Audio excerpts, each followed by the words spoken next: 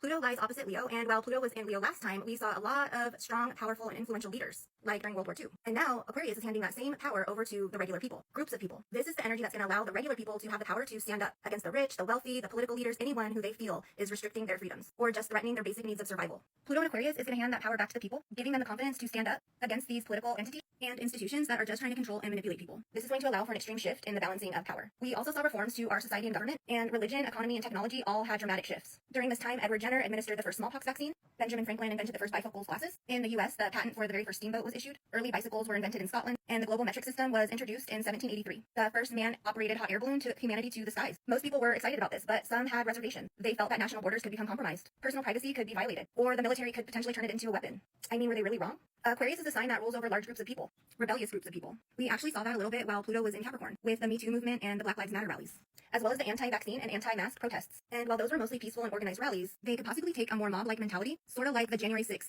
attack at the Capitol. Aquarius also rules political parties, so you can possibly expect some pretty dramatic political changes. New political parties emerging during this time, especially in the United States. Air signs deal with communications, so with Aquarius, that communication could be with large groups of people. This includes the internet and social media. We know already that these tools are useful with sharing information, but it could also spread misinformation. What's going to be different this time is people aren't going to appreciate any dishonesty or hypocrisy, and people aren't going to be afraid to stand up and say how they feel, speaking out against things that are unjust. People are going to be quick to call out prejudice and just look for corruption everywhere, especially within the government. I can already see this happening now. I just wonder how much further it's gonna go. I hear about concerns about a potential third world war or another civil war. Aquarius is ruled by Uranus and represents science and technology.